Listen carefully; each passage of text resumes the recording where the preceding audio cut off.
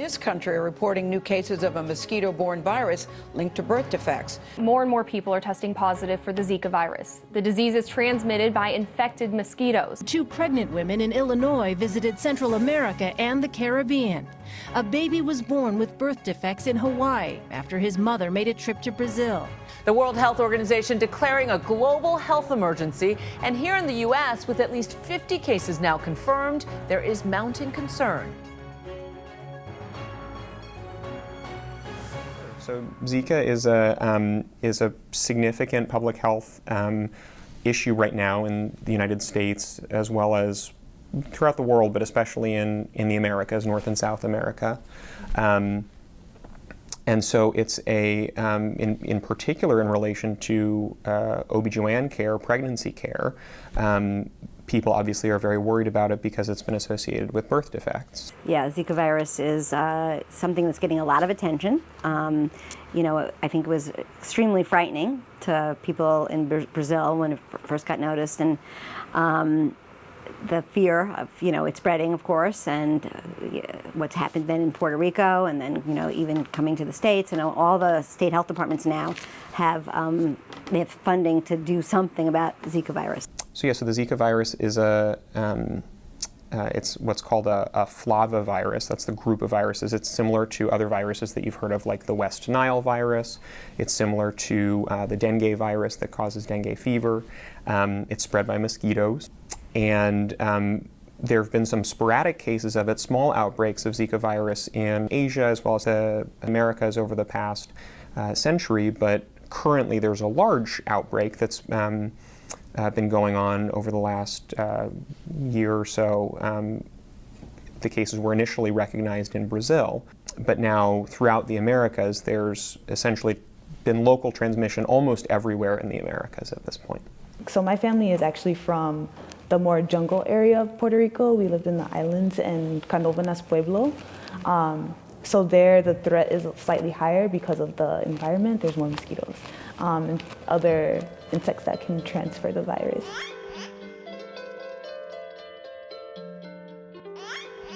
So there's not a specific cure for Zika, and it's important to note that a lot of what we worry about with Zika, a lot of the public health concern and a lot of the discussion in the media and among patients has to do with the effect during pregnancy.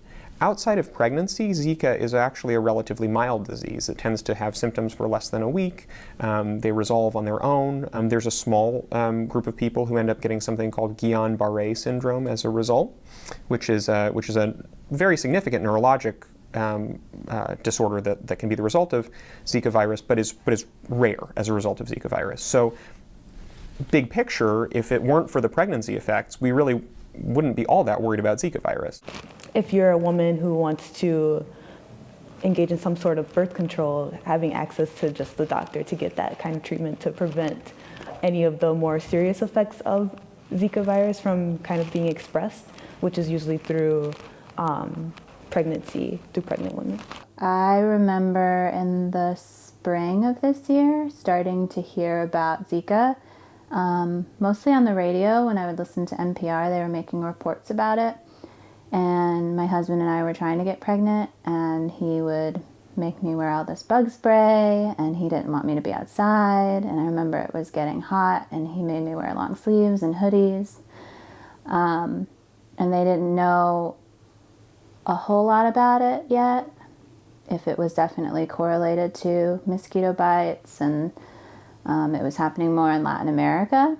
Yes, so I knew a little bit about it, but I know that there's still a lot they don't know about Zika virus.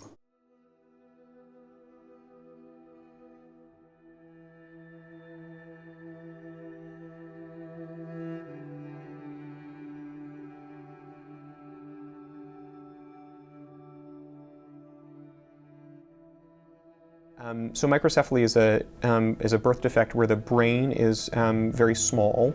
The brain doesn't have the normal shape, the normal contours on the outside of the brain, and that's important because the way that the brain can make all of the important connections that it makes is by having lots of surface area, having all those folds where there's extra space for developing developing brain material, and so when that doesn't happen, it is a big structural problem for the brain. Down the line, as this problem develops, you will see skull abnormalities, so the baby's actual skull will be small, in some cases kind of caved in, with the bones of the skull overlapping. So these are babies who are born and look unusual because of that. The bigger picture of how this impacts a child is babies who are born with the Zika virus syndrome seem to have some significant developmental delay, meaning that this can cause a problem for learning in the future, speech development, things like that. It may be associated too with other neurologic problems like seizures and what we call hypertonicity, which is where infant can't necessarily move as expected because his or her muscles are very rigid. And so some of these babies will actually meet the criteria for what's called cerebral palsy, which is a similar kind of neurologic problem with being able to move fluidly. And then there's some other associated abnormalities, things like limb problems, calcium gets deposited in unusual places inside the brain, things like that are also potentially associated with Zika.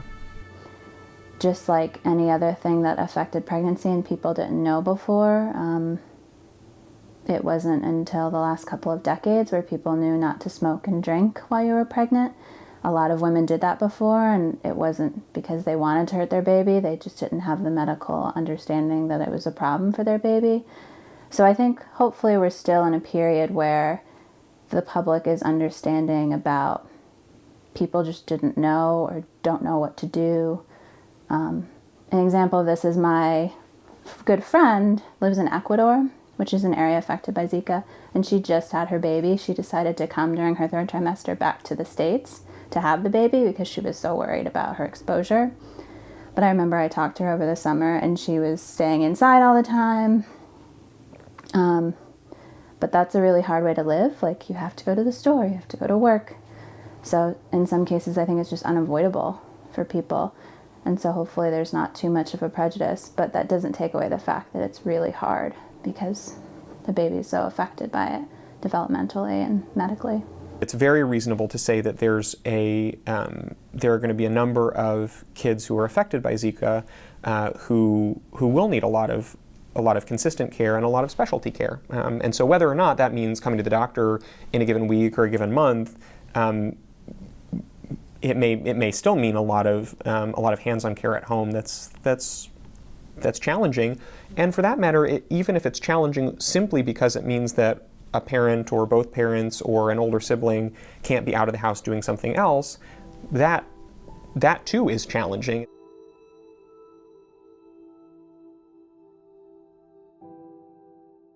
There was an interview that the Pope gave in February of this year when he was heading from Mexico back to Rome, when he was asked about, in the setting of Zika virus, would it be reasonable to consider using birth control as an appropriate response to the Zika virus?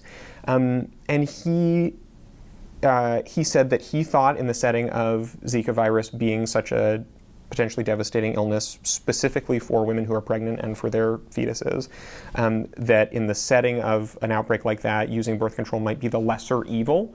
It's an issue that has to be approached from both angles. So in some senses, yeah, one of the easiest ways to prevent the most severe symptom, which is like the developmental difficulties that happens to people born of women pregnant with Zika virus, is having that access to birth control and having access to other contraceptive methods.